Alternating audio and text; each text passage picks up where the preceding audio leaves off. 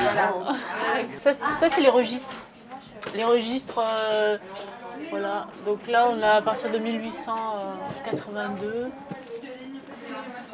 Donc tu as des... Quand c'était encore écrit à la main. Ça montre à quel point les villes se sont développées, le nombre de gens qui ont immigré et qui sont venus à Sevran. On est passé du petit village à la moyenne ville, on va dire, avec 50 000 habitants. La plupart des migrants qui viennent ici, c'est comme des gens qui viennent de province, quoi. Ils viennent pour s'insérer parce qu'ils n'ont pas, dans leur pays d'origine, des situations confortables et tout ça, sinon ils resteraient là où ils sont. Ou alors parce qu'ils aiment rencontrer les autres personnes et ils ont envie de faire autre chose de leur vie, quoi. C'est ça, c'est les deux choses. Donc ces gens-là, ils font tout pour réussir. Enfin, en tout cas, ils ont besoin de se faire une place au soleil. Moi, je travaille avec beaucoup de jeunes d'origine étrangère, maghrébins, etc. Tout ça, j'en avais beaucoup embauché à Marcel Paul, j'en embauche ici aussi à l'état civil. Bah, c'est des jeunes, ils rêvent de quoi? De se marier, d'avoir des enfants, de s'acheter un pavillon. La plupart, c'est les mêmes aspirations que le français moyen. Hein. Vous savez, on s'adapte, l'homme s'adapte. On s'adapte. Nous sommes venus ici, c'est vrai que notre environnement là-bas, elle est moins avantageuse qu'ici. Et quand nous, on est venus ici, on n'a rien demandé. On a vu que c'est mieux que chez nous, eh bien, tant mieux. C'est tout.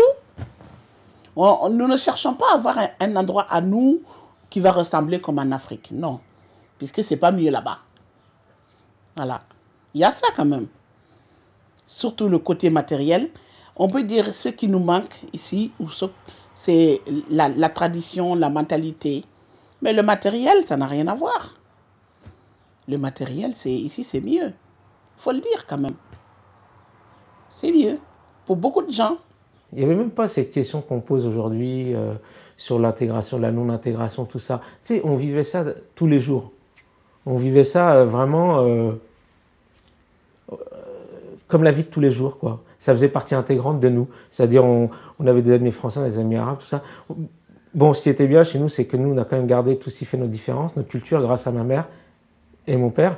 Ils parlaient arabe, tout ça, donc on parlait arabe. On respectait les choses, ils nous ont toujours inculqué, tu sais, les bonnes valeurs, ne serait-ce que les 5 piliers de l'islam, ne pas voler l'eau, tatati, tatata. Donc c'était vachement important pour nous, tu vois. Et donc nous, cette base, elle est restée ancrée dans notre cerveau, quoi. Toute petite, comme mon père, justement, c'est un pays, en fait, il est venu en France pour gagner de l'argent, mais en même temps, il y a toujours cette rancune de l'ancien colon qui est venu dans son pays. Donc il nous faisait bien comprendre pour dire que c'est votre pays, c'est pas vraiment le nôtre, il faut avoir une distance. Dire, vous pouvez l'aimer, mais il ne faut pas, comment dire, l'aimer aveuglément. Il faut savoir, si vous aimez la France, il faut savoir qu'est-ce qu'il y a de bien, qu'est-ce qu'il n'y a pas de bien. Ça, c'est vraiment le patrimoine que, particulièrement mon père, qui nous expliquait bien pour dire, bon, l'Algérie, elle a vécu ça avec la France, etc. Par exemple, quand il y a des fêtes nationales par rapport à la Seconde Guerre mondiale, des fois, ici, c'est célébré, alors que mon père, de toute petite, il nous expliquait, il dit, oui, mais en fait, à ce moment-là, des Algériens se sont fait tuer ou des trucs comme ça. Donc ça a été vraiment le gros patrimoine qu'il nous a donné, c'est la distance par rapport à la société française. On essaie toujours de conserver la culture comorienne, qui est la culture de l'entraide et de l'aide tout simplement, mais aussi l'intégration dans la cité. Nous, on aime bien s'intégrer, on aime bien, on essaie toujours de s'intégrer dans la cité, quel que soit dans le domaine social, politique, même culturel même, on essaie toujours de participer dans la culture de la ville. Je me suis construit, personnellement en tout cas, sur un héritage du terroir. Moi, mes racines, entre guillemets, elles sont ici, quoi. Moi, je dois beaucoup à mon quartier. Je fais partie de cette génération qui était encore fière de son quartier. Donc, je suis très, très fier de mon quartier. Et mes racines, je me suis coupé un petit peu des racines parentales. C'est-à-dire que mes racines, ce que m'ont légué mes parents, avec tout l'amour que j'ai pour eux, c'est très peu de choses. Puisque j'ai moi-même voulu couper avec ça, justement. Et je me suis construit, ouais, mes racines. Je me suis construit des racines propres. C'est-à-dire que je me suis moi-même planté, tu vois, les mains et les pieds enracinés dans mon quartier.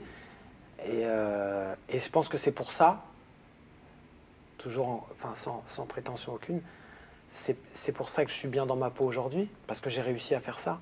J'ai réussi à... Aujourd'hui, je sais qui je suis et je sais où je vais.